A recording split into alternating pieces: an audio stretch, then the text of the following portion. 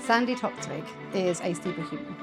And she's a legend in her own lifetime. She is probably best known as a broadcaster, a comedian, a writer, a presenter of TV programmes. I grew up watching, in the early 90s, huge shows like Have I Got News for You? Whose Line Is It Anyway? Sandi took over from Stephen Fry as the host of QI in 2015 and spent 10 years hosting the news quiz on Radio 4. In addition to all of that, she's the author of over 30 books. She's a political activist. She's a woman on a mission to rewrite the internet and to overhaul the House of Lords. And she's the owner of several axes. Yes. We're here today to talk about her latest book, Friends of Dorothy. And then hopefully we'll have some time to get into the rest of it. Sandi, welcome. No, thank you. That's overwhelming, actually. Before we get to the book, yeah, I just want to double check. We are the only law firm on your book tour. Is that right? Yes. And also, I realised that I didn't have a lawyer, so I've just signed Emma up. We haven't got an engagement letter signed yet, but you're all witness to the fact that she's signed up. This is my new, I'd like you to meet my new lawyer. This is my newest client. One of my favourite clients. Tell us about Friends of Dorothy. Wait, first. My lesbian sister has a cat called Dotty because she is a friend of Dorothy. I love that. But many people don't know where the phrase is from. Well, including my wonderful editor, who is, where is she? She's over there, who I've worked with for many, many years now. And I said, I've got a great title for the book. I said, let's call it Friends of Dorothy. And she went, why? she's Lenny, I do a very bad impersonation of Lenny. She's Canadian, but she's asks very straightforward questions, like, why do you need chapter 1? And you always think, what? That's my okay, it's gone. So Friends of Dorothy, if you don't know, it's not all that long ago that it was illegal for men to be in a homosexual relationship. And they needed a way to, as it were, recognise each other. I'm going to just turn this way, so I feel like I've got my back to you. They needed a way to who was on the team, found out who was on the team. And so it was an expression, do you think he's a friend of Dorothy's? And it comes from one of the original Wizard of Oz books, so published in 1909. And there's a character who meets Dorothy on the road. If you may know, Wizard of Oz, you've got the Tin Man, the Lion, and the Scarecrow. And he says to her, you have some queer friends, Dorothy. And she says, who cares if they're queer as long as they're friends? And it's just became a thing. It became an expression. So because the main character in this is Dorothy, a 79-year-old foul-mouthed, cantankerous woman, I thought it would be entertaining to call it Friends of Dorothy. Doesn't work, of course, if you don't know what it means, but there we are. I've explained it now.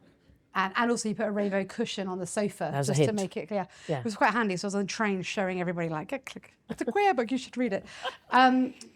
Tell us about there's a lot of lovely friendships in the book and a lot of wonderful characters. So very complicated, involved characters. So we were just talking just now about what it was like growing up when you didn't have anything that you could read that made you feel okay about your life. So the very first book I ever read, which had a lesbian character in it, although nobody used that word because it was horrific, was Radcliffe Hall's The Well of Loneliness. Now, just the title, you think, what? How is that an exciting and energizing book? Oh my God, The Well of Loneliness, But you read it because that's all there was. You couldn't find anything. And there is, sadly, we have moved forward in lots of ways, but there's still a lot of aggression towards the LGBT plus community, which makes me very sad. So I thought I'd write a book which is for everybody. It's a book where there are gay people in it, but it's not a book for gay people, right? It's not a sort of niche publication. So it's about a young lesbian couple, Amber and Stevie. One is a paramedic and one is a police officer. They buy their first house. They're very, very excited. And on the day they move in, they discover that the person they've purchased it from, who they had not met when they bought it, the 79-year-old Dorothy, has failed to move out. Now, as lawyers, you'll be interested in the fact, and I researched this, it is quite difficult to get rid of somebody if they haven't moved out. If they are an elderly person and you're worried about what might happen to them, if they're not causing any damage, it would take quite a considerable amount of time and legal work to get them out of your house. I think we should be reporting the conveyancer to the SRA, by the way. Do you? Okay. Yes. So next time you write anything on this, do ask me to... Thank you. There should be a footnote But here. you know it's Stevie's cousin who doesn't really know what she's doing and is much better at getting people off drink driving things, so it's not really her specialty area. She dabbles. She dabbles, We avoid dabblers. Yeah, she's a...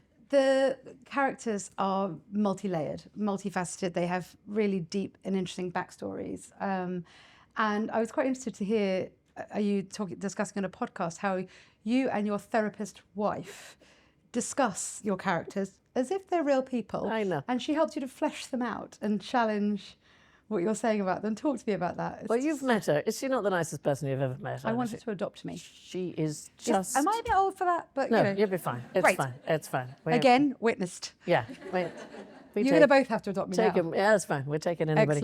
Excellent. My wife's a therapist and the kindest, gentlest person I've ever met in my life. We've been married 18 years, I think it is. I should know. I can't remember. Not enough, anyway. Not long enough. So we've started doing this very weird thing, which is that I say, I'm going to write this book about this thing, and then we have to analyse all of the characters. Why would Dorothy not move out? And why might they let her stay? And why might these three find that they have created something? The thing I'm really interested in, and it isn't just true of the LGBT plus community, what we used to call the OXO family, the traditional family, mum, dad and two kids, about 5% of the British population live in that situation. Everybody else, it's a blended family, it's a single parent family, divorced, widowed, there's a million different arrangements. So what we think of as the normal family, it's not really a thing, it's actually tiny percentage. The rest of us live in some kind of other arrangement. And for me, and for a lot of people in the LGBT plus community, particularly the ones who have been removed from their families because of cultural reasons or for religious reasons or whatever, we form our own families, what I call logical, not biological families. And there are certainly people I've been friends with for more than, I'm so old now, more than 50 years. They're my family. I have friends who, if they called me, live all over the world. If they called me, I'd go now. I would go, I'm there for them. I'm lucky enough, that's also true of some of the people in the village where I live. And I wanted to write that. I wanted to write about how we make our own families when we need them, to provide the support that we need.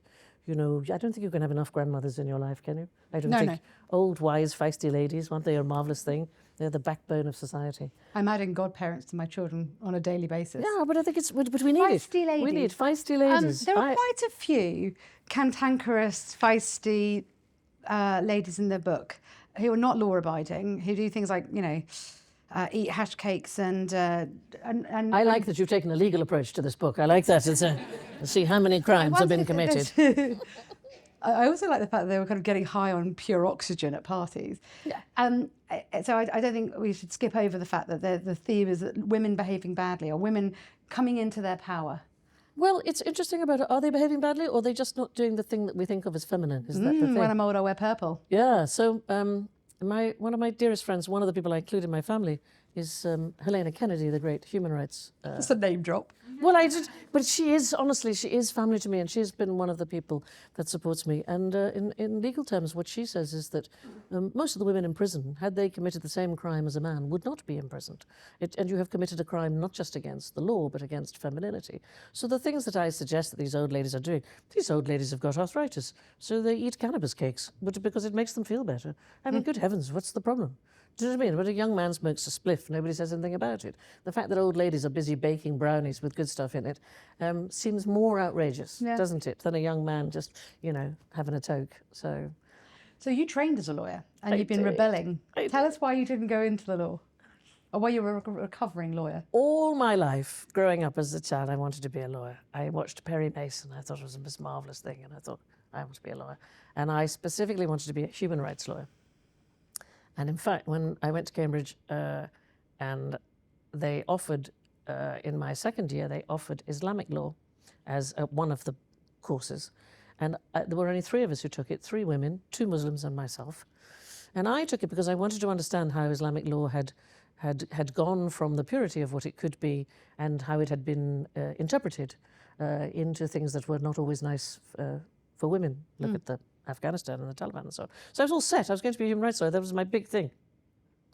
I was also doing the Footlights at Cambridge, which is a sort of comedy review. And I was in the Footlights in my last year, and a professional director happened to be in the audience, a man called Richard Digby Day. And he said to me afterwards, he said, I've just taken over Nottingham Playhouse. Why don't you come and do a year of rep with me? And I thought, that's a very good idea. I'll get it out of my system. I'll have a gap year after university as well as before. I mean, it's 45 years ago. I'm having the longest gap year in history. That is what's happening. I always meant to be a human rights lawyer. Perhaps you'll get to that. Well, so Helena, who I mentioned, Helena says sometimes the work that I can do now with the voice that I have is just as important in terms of standing up for things and trying to. So I'm touring around the country at the moment. And one of the things that I tell the audience, apart from talking about my book and making them laugh and so on, I talk, for example, about Rukshana Media, which maybe most people in this country haven't heard of. Check it out. Rukshana Media is a fantastic thing. I'm so upset by what's happening in Afghanistan. It is run by a woman. It's run by a woman called Zara Joya, who has escaped from Afghanistan 3 years ago, and it is a website with stories by and about the women of Afghanistan who risk their lives to bring us the stories. It's in English, and if we don't tell the stories and if we don't know what's happening, then we can't continue to stand up and say to our governments, you cannot recognize this administration as legitimate because it's horrific. So every night I talk about that. Every night I mention Rukshana Media and I talk about us telling the stories. Maybe that is a different way of doing the human rights thing without actually being a lawyer. I don't know. I think it's very effective. I mean, you're my lawyer now, so I don't know. Take your advice on this. I think it's a very, very sensible course Thank of you, action. darling. Thank you Well very done. much. That's good. That's good. You get that for free. Yeah. How many countries, this is a question for the audience, how many countries do you think in the world allow representatives of the state religion to be automatically given seats in Parliament? Anybody know? Quick question. Come on. 2. You're correct. Well done, Alex. Do you know which Sam. two? Is it? It's the UK Yeah. and another country. I like that as an Not answer. one that we'd want to be associated with, maybe. Yeah. No, I like that as an answer. Yeah, the UK, I mean, it's astonishing. It's astonishing that... The answer is UK and Iran. Yeah. Are the only 2 countries in the whole world where members of the state religion are automatically given a seat in Parliament. We have 26 bishops from the Church of England. We don't have them from the Church of Scotland. We don't have them from the Jewish faith, from the Muslim faith. I mean, pick a thing. We just have them from the Church of England. And I'm not a fan of the House of Lords in general. I think it's a democracy. Crazy. Let's vote. Wow. And we have the most inflated second chamber, bar none other than China. It's a shocking state of affairs. And when the bishops voted about same-sex marriage, 9 bishops turned up and they all voted against. And I think it's time that we all grow up and decide to have an elected second chamber. And this is why I don't think you need to be a lawyer to be powerful in trying to make change. Sandi's career as political activist and bringing up these points for debate. Well, it was bizarre. I published an open letter to the Archbishop saying, shall we have coffee? And we did. I mean, who knew that would happen? Who's going to say no? I don't know. We had very bad cake. Oh, God. You co-founded the Women's Equality Party with Catherine Mayer 9 years ago. Tell me where that started, what the goals were, and where you think that's going to head. Well, when we started the party, which is 2015, we had reached a stage where there were so many examples of sexual impropriety within the House of Commons. It was you got a bigger punishment for misusing House of Commons stationery than you did for sexual harassment or abuse. That is what the actual law was. It was sort of breathtaking. And we were tired of all the parties saying, yes, gender equality, good idea. We haven't got time right now, or we haven't got money right now. It's what they're doing about climate change. Yeah. Climate change, excellent idea. Yeah. Oh, that's very expensive. Let's not do that yet. So it's always something that's put on a back burner. And so Catherine and I were talking yet again at a feminist conference and just sort of tired. And so we thought, fine, let's just start a political party. Now, it's quite difficult. We didn't know that. We had no idea. You know, you say something, you go, right, I got to do this thing. And You're going to do it tomorrow. Oh, my goodness. What happened was that we were overwhelmed by the number of people who contacted us. It was breathtaking, the number of people who said, please, can we do this? We really need to put things on the agenda. Now, over the years, it's been hard because small parties in this country don't do well. It's incredibly expensive to run any political party. It's incredibly expensive to stand candidates. And the fact that it's so expensive means that we don't get, I think, the multiplicity of views that we could do with in Parliament. I would prefer a system more like the Scandinavians, where it's always a coalition, so that you hear a range of opinions and you move forward in a cooperative, hopefully in a cooperative manner. So, for example, I'll give you a good example. 2019, I would say we were the most successful political party in the country, but we didn't get a seat. So that doesn't seem sensible, right? We had the money to stand 5 candidates. So we stood 5 survivors of domestic violence against 5 existing male MPs, each of whom had outstanding allegations of sexual impropriety. And 4 of them stood down and 1 of them went to prison. So, job done. Excellent. That was it. We just thought, yeah, we did that. What did we set out to do? To make sure they didn't come back to Parliament. And they didn't. So is that a success? I think incredible. So. We've just had our first borough councillor elected, which is in Basingstoke, the great feminist enclave of Basingstoke. Are we going to continue? It's really hard. It's really, really hard, particularly in the current financial climate. I think all small parties find it difficult, unless you want to make some kind of, extremist agenda, like a party which will remain nameless.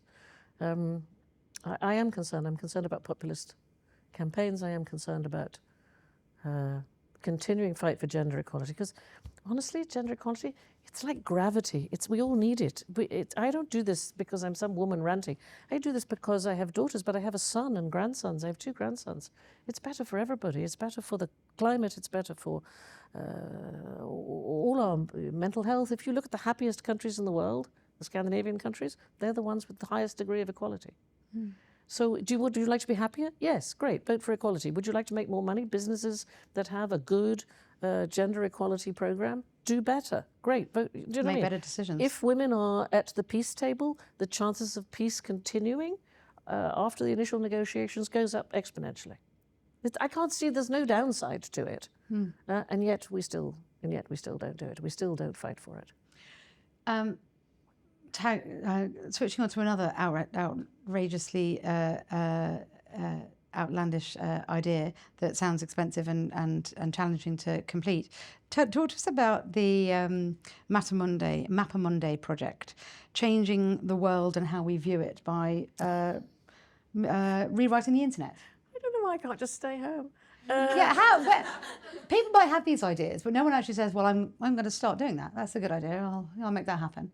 Talk to us about how that's going to work.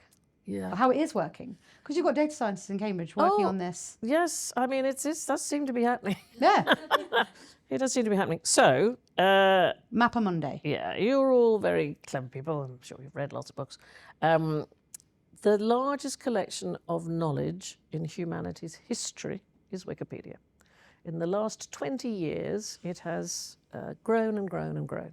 And I'm sure there's none of you who's got a computer will have avoided at some point looking at a Wikipedia article. And it's great, it's lots of fun. I don't know if you've done the thing where you pick a topic, you choose an article at random and pick a topic, could honestly be anything, and see if you can get there in less than 6 clicks through the links in the thing. Yeah. The most common one to do is Jesus. I don't know why people do Jesus or Shakespeare, but just pick anything like gaslighting and see how quickly you can get through. It's usually less than 6 clicks into the internal. Anyway, so there's lots of games you can play. To get you back to Wikipedia. So the Wikipedia has links within it to other articles, and you've got 6 goes to get to Jesus or 6 goes to get to Shakespeare. Fun game. It's a good game, actually. I like this. You can make it a drinking game. Yes, I'm sure. that's good. It's good fun. It's good waste of time. Good. Anyway, the downside of Wikipedia, there's lots of good sides about it, is that because of the way it's been sourced, so imagine you crowdsource something, which is crowdsourced by the people who've got the time to input and the people who have the technology to input. If you do it that way, you are going to end up with white middle-class men inputting. And in fact, Wikipedia is, no offense, 85% by and about white men. And this is seriously problematic because AI is coming. It's here. It will scrape this data, which is so skewed, and not only will women be written out of the past, they will be written out of the future. Now, women being written out of the past is not a new thing. Women, despite having always been half the population, represent 0.5% of all recorded history. Indeed, if you walk around London, you will find more statues and engravings tributes to pineapples than you will to women. If you look at the top of St. Paul's, 2 large pineapples. It is just the most astonishing thing how women have been written out. So I What think... did the pineapples do to get that Well, recognition? it was a great symbol of colonial wealth, and Right. it became a symbol of hospitality. Back in the day when pineapples first came to this country, you could rent one for a party. To show everyone To that you show were everybody successful. £7,500 at the time, Right. which even a lawyer would think is a lot of money. Yes, but you couldn't eat it because you'd have to give it back. No, absolutely, but it showed how wealthy you were. So Christopher Wren wanted to put a 60-foot pineapple on the top of St. Paul's rather than a cross, but he was fortunately overruled. So, yeah, I know. So it is sort of mad. So we do need to do something about this record. And there have been lots of editathons where people have tried to input women. And in many instances, the women inputted are subject to what's called a drive-by deletion. So somebody will just decide that this person is not worthy. Donna Strickland is a really good example, Canadian physicist. For years, people tried to get her biography put in Wikipedia, and it was always a drive-by deletion to say she wasn't notable enough. It finally went up on the day she won the Nobel Prize. So that's what it takes for a woman to be considered notable enough. And you know what I always think about young people, if you can't see it, you can't be it. Please can we have a record of the most amazing people out there, people like Donna Strickland. So I've tried over the years, and I've talked about it, and I just thought, do you know what, I think Wikipedia is so broken, we need to start again. So, I don't know why I do these things.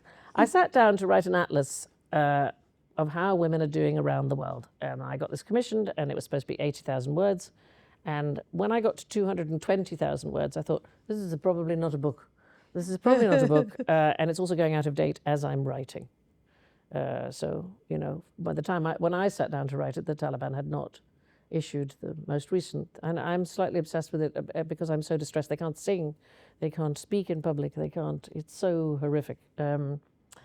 So I needed to do something else, and I didn't really know what to do. So I was giving a talk last May at the Royal Festival Hall, and I took my manuscript out. It's enormous, 220,000 words.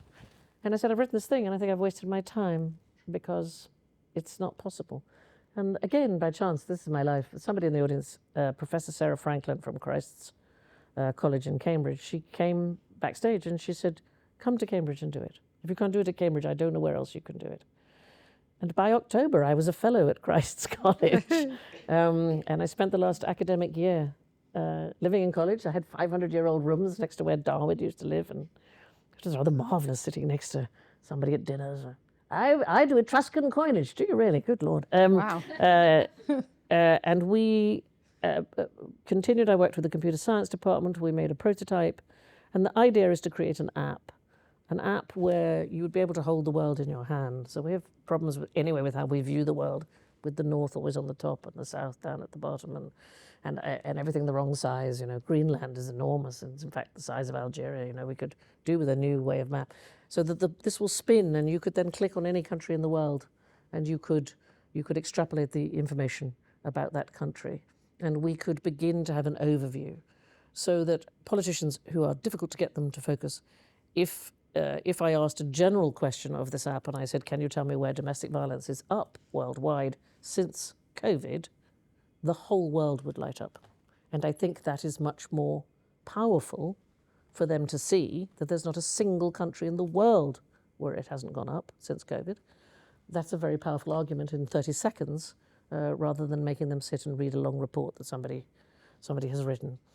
So the idea is that it will be curated around the world. Each country will curate their own. We will form global partnerships with universities around the world. We will ask for experts to tell us what's it like. We will have a template of pay, parliamentary representation, literacy, the basics, and then upload videos of women telling us their stories. So this marvellous woman, Zara Joya, who runs Rukshana Media. Just an incredible story. When she was 5, the Taliban first banned girls from going to school. She dressed up as a boy. She called herself Mohammed and walked 2 hours to a school where they didn't know her. No. Because she was determined. I want to see that story told. I want to see that thing. So it will be a mix of videos. Now, we have found office space. We will work within the Women of the World organization. what we lack, and this is true of so many of these projects, we lack funding. And that's where I am now, is trying to work out a model for funding this, because it's, you know, just hosting the website is hugely expensive. We know how to do it. We know it needs doing. This is my next big challenge. We might need to start talking about people that we might be able to connect you to. Well, I feel... This is why she's come to tell them. I feel so passionate about it. You know, we're thinking maybe a Mapa Mundi club where different universities will contribute a sort of fee, and then they could put research students onto it and do PhDs and things. But we have to do this and then link it to Wikipedia. So it's not a rival to Wikipedia. It's an add-on. It's just telling the other half of the story. Broader picture. Yeah. So Mapa Mundi, Map of the World, based on a map from 1300 made in Ebsdorf, Germany by nuns, and it was a 12-foot square depiction of what they knew about the world. And I just thought, well, let's do another one, but let's make it bigger and better and amazing. And the wonderful thing is, again, I've been working with lots of amazing women in Cambridge, but also incredible male allies. This is not just some program that the women are just doing on their own. This is something where we all go, okay, this is about knowledge. This is, how can we not want this knowledge? We must have it. But you know, money. I'm not my best thing. I'm not good at. I'm in show business, darling. I don't know about money. I'm going to quickly talk about Bake Off and turning down the biggest paycheck. I know. For the principals and for the for the soul. Yeah, I did. Maybe you should do more of that. Then you'll be able to fund these projects. So the thing is, I'm very lucky and I've had a wonderful career. So if I'm 66, I'm still working. So I got offered this thing, Bake Off. I'd never seen it. I phoned my daughter and I said, darling, I've been offered this thing called Bake Off. She said, oh my God, Mum, just step onto the planet. Because I have no interest in popular culture whatsoever. I'd never seen it. So I didn't watch it before I was in it. I didn't watch it while I was in it. I've certainly not seen it since, because it doesn't interest me. I get it, it's cake. Okay. But it did seem like an enormous... You're not even into baking? No, not in the slightest. Cake is readily available in shops. It's extraordinary to me. Like, how does it further your life? I don't know. But it coincided, the offer, with me having an unexpectedly large tax bill. So... Gladly accepted the gig. Rather sensibly, I took the gig and I did it for 3 years. Here's the thing when you watch the show, right? Apparently, they say it's a 5-hour bake and you watch it on telly and it takes 15 minutes. In real life, it takes 5 hours. You literally watch meringue dry and I could feel my brain atrophying. And of course, honestly, it was the biggest paycheck of my whole life. But I have stuff to do. Busy stuff to do. I have stuff to do. I want my children to grow up in a world where they have access to Mapa Mundi. But I was surprising my team, I think, who were in their 20s and 30s, when I was describing what the world was like in 1994. I was 15 in 1994, and I'd grown up under Section 28, and we didn't have the internet. And I knew I fancied women. I don't think I knew the word lesbian. And when you came out or were forced out, I suddenly started hearing the word lesbian, but people weren't saying it in a very kind way. The world has changed a lot since then, but I wondered if you would reflect a bit on how that was and how the world, where we are now in terms of embracing diversity and the LGBT community, and if things are very different from how they were when you were. I mean, certainly things have changed and lots of things for the better. I went into television in 1980, made my first children's television show called Number 73. And so this is a weird thing. The younger people won't know this, but there were only 3 channels, okay? There was BBC One, which was for everybody. There was BBC Two, which was for anybody who'd read a book. And then there was ITV, which was commercial and cheap and tawdry. My grandmother wouldn't even put ITV on.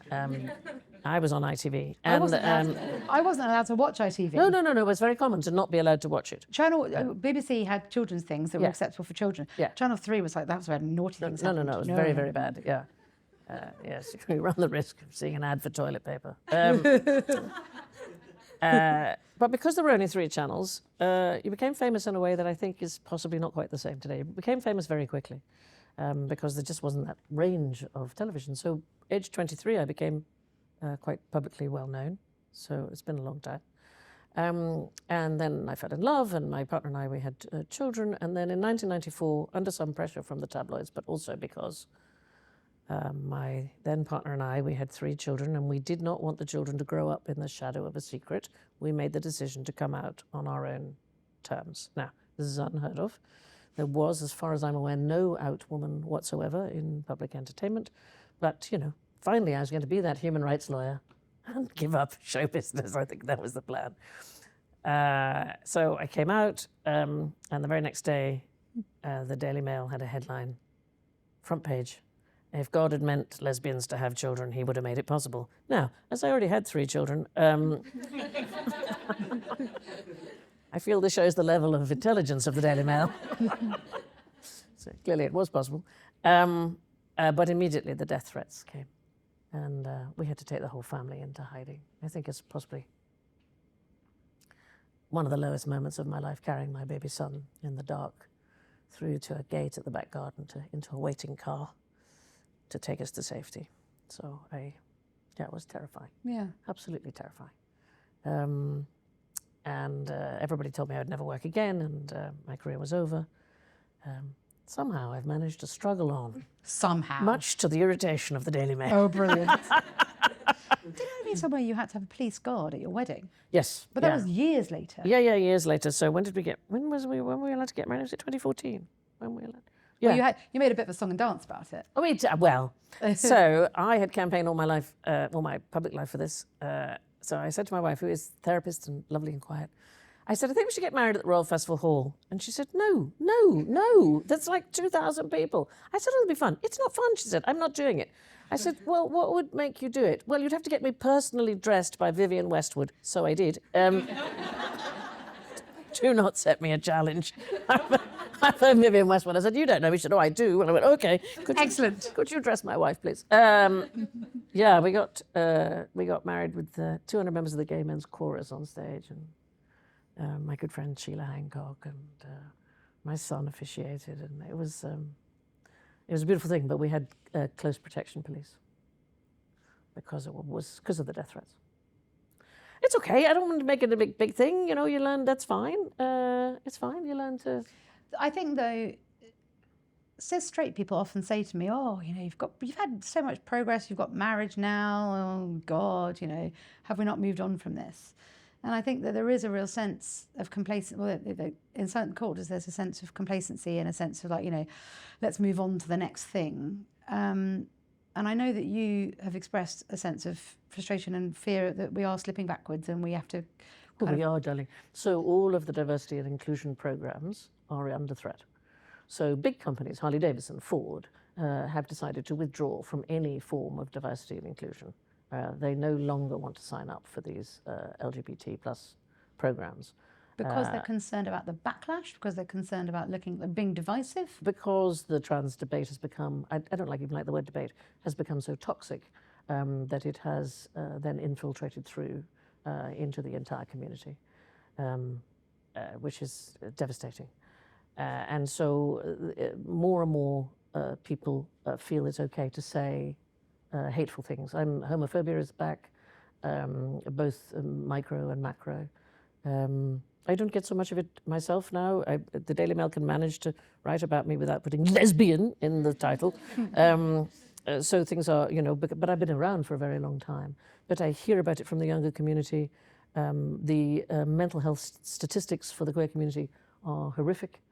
And unfortunately, we are at another stage where we have to stand up one more time and say, please, could you all just be nice? You And know? in particular to the trans community. Yeah.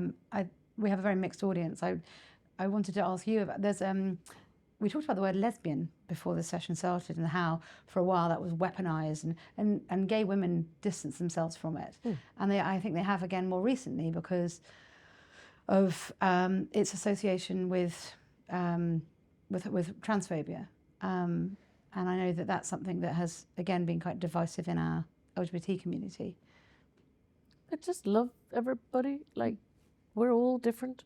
I have a photograph at home, which means a lot to me, where I don't know, we were on holiday in Copenhagen and there was this photographer who said, let me take a picture of your eye. And you just think, what? That's weird. So it's a close-up of the iris of my left eye and the iris of my wife's left eye. Now, we have a lot in common. We're white, we're lesbian, good income, good education, and so on. Hers is this deep caramel pool of lusciousness, and mine is this Arctic ice. Like, I'm like Elsa from Frozen. It was like this extraordinary thing.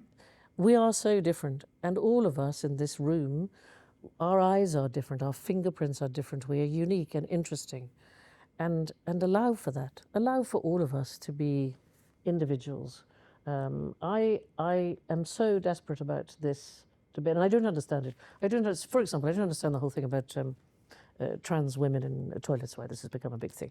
I have travelled the country now for 45 years, up and down the country. Every time I go to a service station in one of the motorway places, there's a big sign up that says, male cleaner in attendance, right? I've seen it. Has there ever been a campaign to stop this? Has anybody ever said, that's very dangerous, why have we got... This is outrageous. Why would a man bother to dress up as a woman when he can pick up a cleaning cloth? A lot easier. It's so much easier, right? High heels are hard to find in a large size. I don't get it.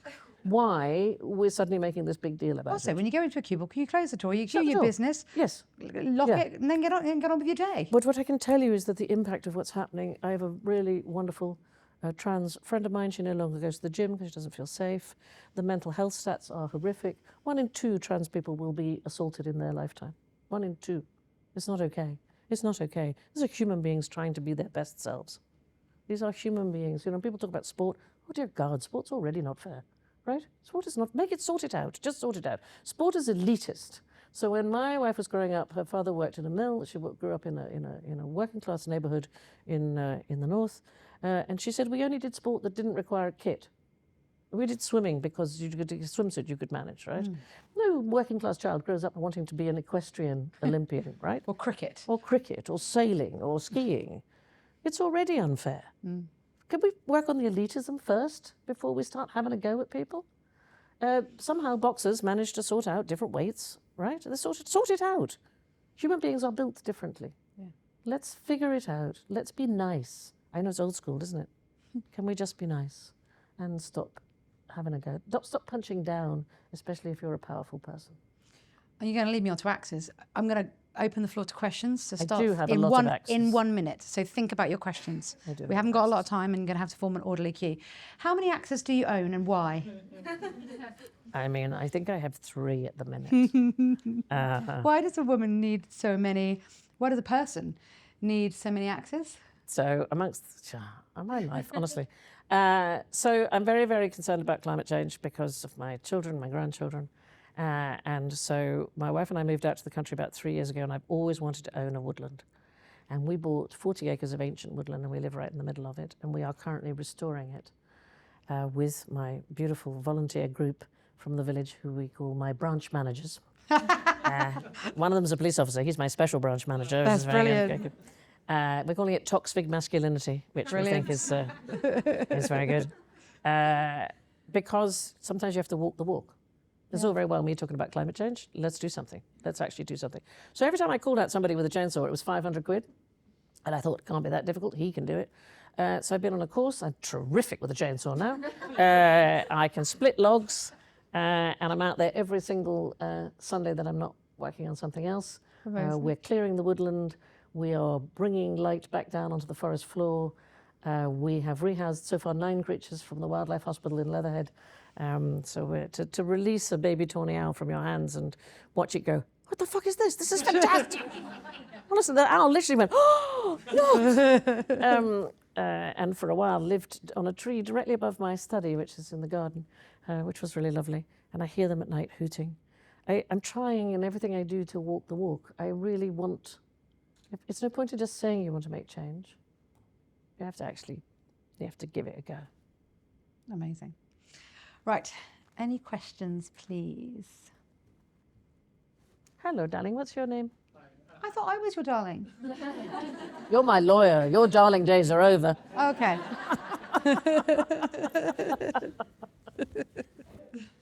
What is your name? Adam. Hi, Adam. Lovely to meet you.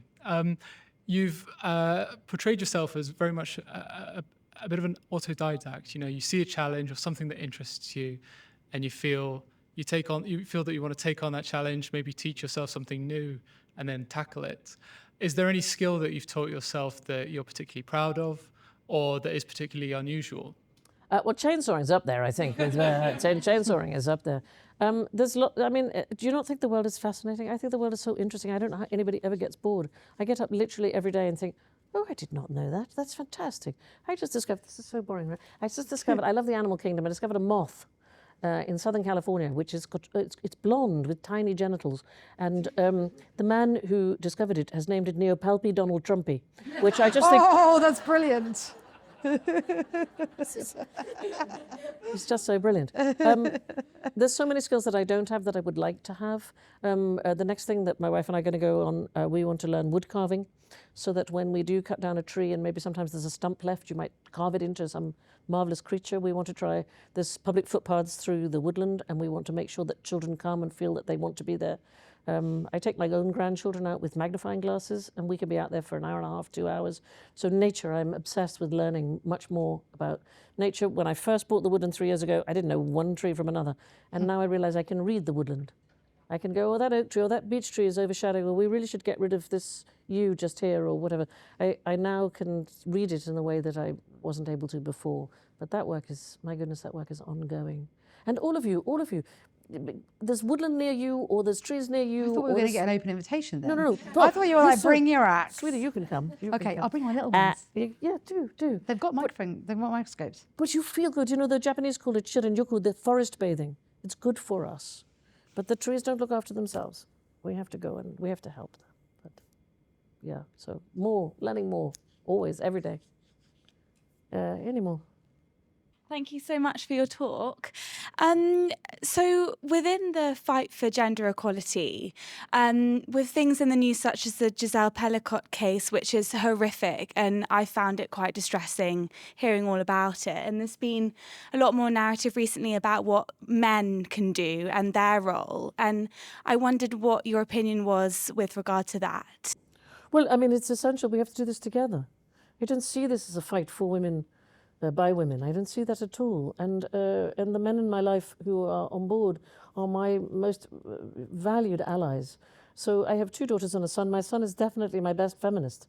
He gets so enraged, as we all should, because the world will be a better place for all of us. And I'm at pains. It's a bit like this book. I'm at pains to tell people it's a book that's got lesbians in it, but it's not a book for lesbians. It's a book for everybody, and gender equality is for everybody. Genuinely, the world will be a better place. So toxic masculinity is a sort of a joke, but I'm saying, shall we stop talking about toxic masculinity, embrace the good sides of masculinity, and find a way forward that we can all work together? And certainly at Cambridge, I have had the most wonderful response.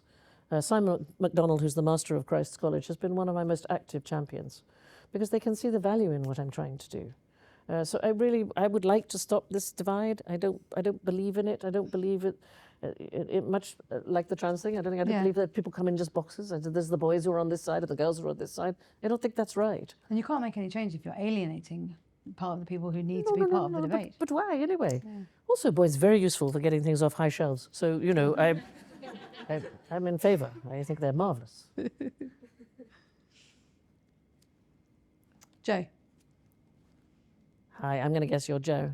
I am Joe. Hi, Joe. Thank you so much, Anna. I'm from Basingstoke, and Feminist Enclave it definitely isn't, but thank you for putting us on the map. Well, I just wanted to know, you've mentioned so many projects that you're working on and issues that you're looking to tackle, and then also you mentioned receiving death threats when you came out and things, and the importance of mental health. I was just wondering, with all that going on, what do you do to protect your own mental health? Because the issues you mentioned are big. You know, it's a lot of responsibility on one person. So it is an issue, but I worked too hard. I was writing. She married a therapist. I did marry a therapist, yeah. It's cheaper in the long run. Although she's always going, I'm not working, not interested, shut it down. We've already discussed all your characters. Now we've got to discuss this. No, it helps that I have a partnership with somebody who's very good at listening. So my favourite thing, this is so ridiculous. I have 3 grandchildren, 1 on the way, and the youngest at the moment is 15 months, and I'm afraid to say we call him Fat Baby. And he's got those luscious feet. You know the feet when they're really fat. My favourite, rolls. Yeah.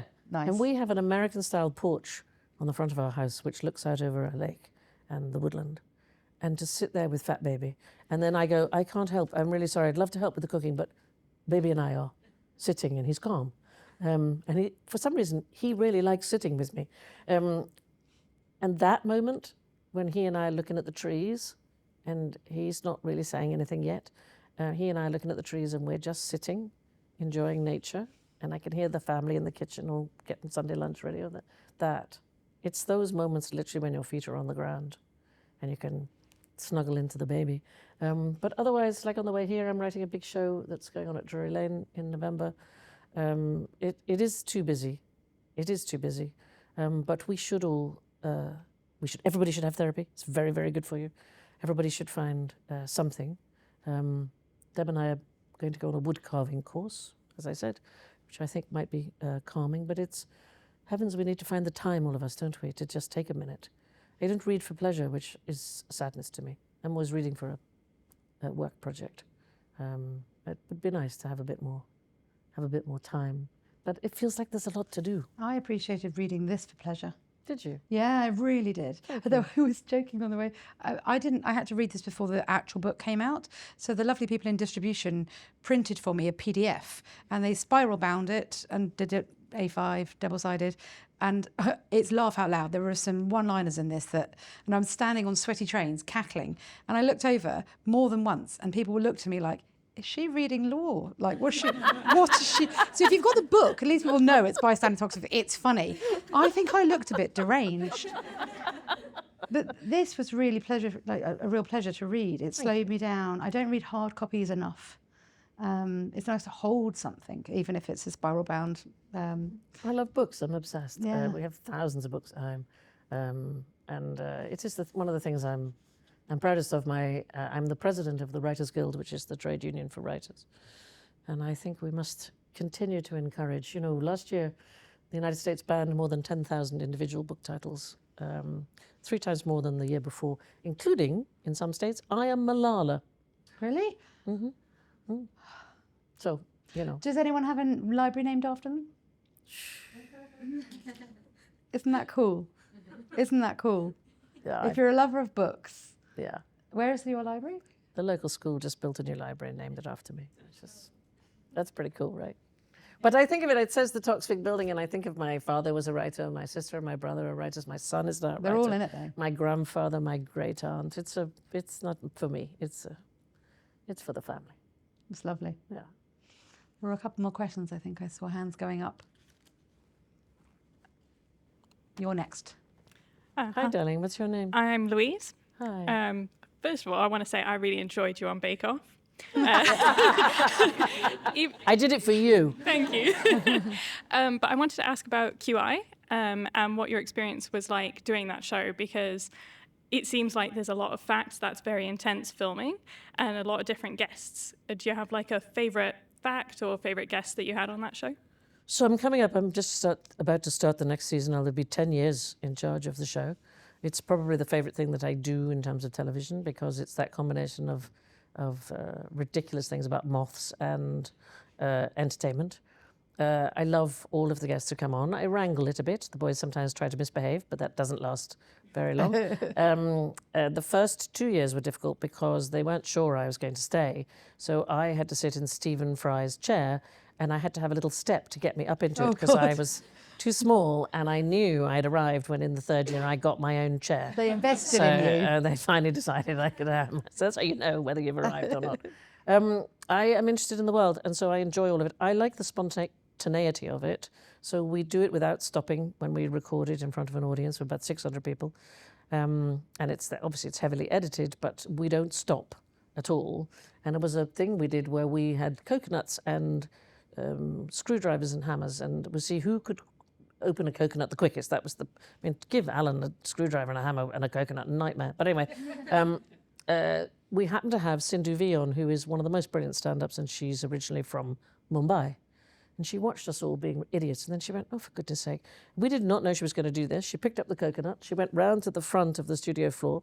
She hit it on the floor like that. She picked both halves up, didn't lose a single bit of liquid, and came back and went, that's how you do that. Oh, my God. And you just go, okay, that's, cultural differences. Look at that. Yeah. That's so fantastic. So moments like that when you just didn't know that was going to happen. And the show continues to surprise. And the thing I was trying to write in the car, we've taken Drury Lane Theatre for 2 nights in November. We're going to try a new thing, which is to drill down deep into a subject the way we do on QI, but do it live. So there'll be no panel. It'll be me talking, and we're going to use the subject of theatre. It's the biggest theatre stage in the West End. So why are we doing this? I don't really know. But I'm passionate about theatre, and I want to make sure people continue to do the live experience. So we're trying to do a QI version of what the live experience might be like. Amazing. Yeah, or disastrous. Amazing or disastrous. Either way, great to Either watch. way, yeah, it should be good. So if you're interested in QI, come along, because I think I it'll be came fun. to see, next slide, please, and it was the first time I'd been around so many people after the pandemic. And I remember for the first couple of minutes thinking, oh, there's a lot of people in a quite Oh, small that was show. my one-woman show. But it was yeah. brilliant. And within 2 minutes, you're like laughing and sharing air with loads of people. And so it's like, COVID, what the hell? It's good for you. It's really good for you. I'm touring at the moment with Friends of Dorothy. And just seeing people crying with laughter, that's a nice feeling. Yeah, that's good. Got one more question here, and I think we might have to call time. It might be time for one more question. Hi, what's your name? Hello, I'm Jessica. Hi. It's very nice to meet you. That's my daughter's name. It's nice. Thank you. I share sadness that you won't be returning to Bake Off. It doesn't sound like that's going to happen. No. Unless it's another tax bill. Yes, I'm just going to call you. Help me. You know, I can't get you out of Can you tax not? liabilities. I don't no. really know what you do, so I stand up against bullies. then you're my people. I was wondering what sort of the next big thing is that we can look out The for next you, big or are thing, you I in the mean, woods for the foreseeable. I just married Bjorn from ABBA. I don't know if you saw that. Wedding officiant. Yes, I was the Officiated. officiant. Wait, so your son officiated your wedding, He did. and you officiated Bjorn's wedding? Yeah, we like quite to a get thing. around. The Toksvigs, we're busy. I like it. We wear the same frock for the thing. The quite next big thing that I'm sizable. doing is that I'm doing a big show at the Royal Albert Hall at Christmas, which is going to be called Make the Yuletide Gay, because I just thought we'd have a sort of silly thing. We've got the BBC Concert Orchestra and the Gay Men's Chorus, and the amazing Carrie Hope Fletcher is going to be singing for us. And I will be hosting that because I think it's important that we can all relax and have a nice time together. So if anybody's interested, come along to that. And then I've just signed for a big documentary next year, which is going to involve a lot of travel. And I'm going to Osaka in Japan to open the women's pavilion for a big women's conference. So other than that, I'll be home. Just chopping down trees. Yeah. Making stuff out of them. Quite relaxed. Yeah, chilled. Yeah. Didn't Debbie tell you weren't allowed to have any more ideas? Yeah, it's a new rule in the house. I'm not allowed to have a new idea before she's had tea in the morning. So once she's had a cup of tea. Oh, I'm off. Oh, I'm fine. Off. Yeah. Reassuring. Yeah. Good. There's no stopping you. No. This morning she phoned down. I was already working in my office, and then I always answer the phone in the morning, say room service, take her tea. Do you take her tea and then right, here's what I'm I have to thinking wait about. until she's ready. She says, Right. I know that look. I'm drinking my tea. Oh, okay. I was thinking, let's change the world back. It's wonderful. This has been joyous and lovely, and maybe one of my favourite days in the office ever. You're lovely. Thank you so well, I much. just gained a lawyer. That's very exciting. Yeah, it's really good. Yeah, now I need to get into some trouble. No. Okay. Not on advice, but if that happens, you know where I am. And I'm going We to. met over a meal, didn't we? And it was honestly, we just got on straight away. It was wonderful. Yeah, it was just really nice when you meet somebody and you just think, oh yeah, she's cool. Let's be friends with her. She's fine. Okay, I'm keeping you. Okay. You saw it here. I've adopted you, so we're good. Yeah, awesome. Thank you so much, all of you, for coming. Thank you, everyone on screen. Can I just say, I'm the now nervous. 15-year-old you would be so proud of you right now. I told him not to make me cry. Take it. Take the compliment, because that is the fact. Look what you grew up into. How fantastic. Thank you. Thank you. And thank you for being coming out authentically. It was so important. Even though I did hear my grandma saying lesbian, like a bad thing. Oh, no. Oh, so my grandmother Wait. was told, and she said, my mother told her, and my grandmother went, oh, that. I thought you were going to say, she said, oh, we had those in our day. Oh. I gradually came out to lots of different people in different places, and the big pinnacle was telling my granddad, and I muttered and muttered and muttered. And when I told him, he was just like, oh God, people make such a fuss about these sorts of things. And he didn't say love is love, but he essentially was just like, why are you so flustered? Like, you know, this has always happened. Yeah. We knew these women in the village, and it's always been around. And, you know, if it's treated with kindness, it's, you know. Anyway, it was so affirming and wonderful to see you come out and exist. And I've been watching you for about 45 years. Yeah, I'm very old. Yeah. Well, but thank you. Thank you for being so authentically you. Thank you for all of your passion projects and the change you're making without being a lawyer. And thank you for hiring me as your lawyer. Yeah, it's all worked Massive out. privilege. My new favourite client, Sandi Toksvig. Thank you.